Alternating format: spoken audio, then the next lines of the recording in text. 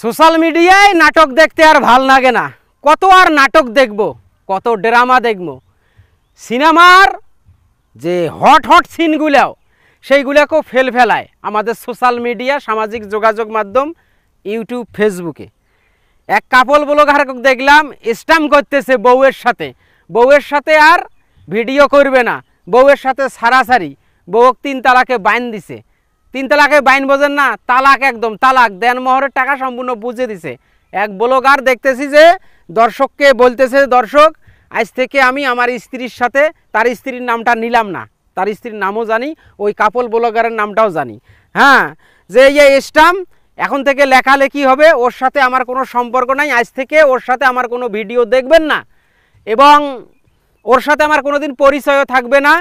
আর ওর সাথে যদি রাস্তায়ও দেখা হয়, যেহেতু আমাদের স্বামী স্ত্রীর সম্পর্ক ছিল, তাই ওর সাথে যদি রাস্তায় দেখা হয় তাও কোনো কথা হবে না। মানে ওর সাথে কোনো দিন কখনো কোনো দিনও পরিচয় ছিল না। রে নাটক রে!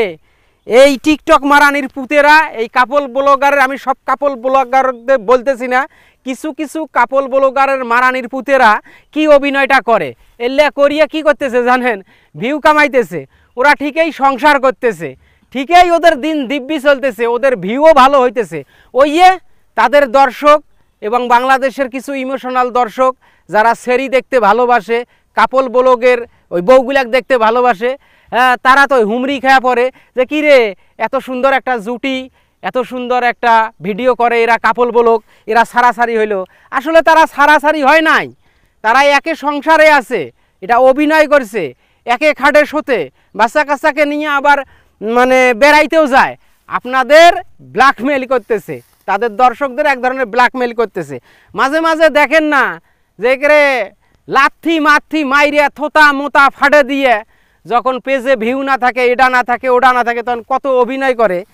তো এদের জব্দতে আমরা যারা সাধারণ কন্টেন্ট ক্রিয়েটর আছি তারা অতিষ্ঠ, এতটাই অতিষ্ঠ যে বলার মতো না, বুঝছেন তো?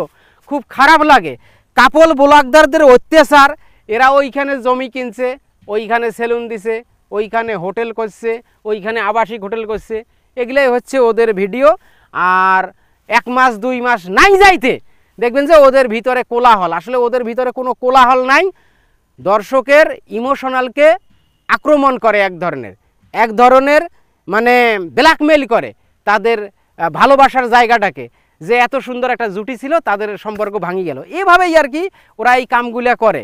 আমি চাই যে কাপল ব্লগ সবাই কিন্তু খারাপ না, আছে অনেকেই ভালো আছে, কিন্তু কিছু কিছু কাপল ব্লগার আছে যাদের টাকা কামার ধান্দা, তারা যেভাবেই হোক তাদের বউকে উলঙ্গ করি হইলেও, একদম শর্ট পোশাকে হইলেও, শরীরে কাপড় না থাকলেও তারা তাদের বউকে ক্যামেরার সামনে উপস্থাপন করবে। কারণ সোশ্যাল মিডিয়ায় একদম নিরাপদ একটা ব্যবসা, সোশ্যাল মিডিয়ায় একদম নিরাপদ, যে ব্যবসায় কোনো ঝুঁকি নাই, কোনো রিস্ক নাই, কোনো রকমের পুঁজি লাগে না।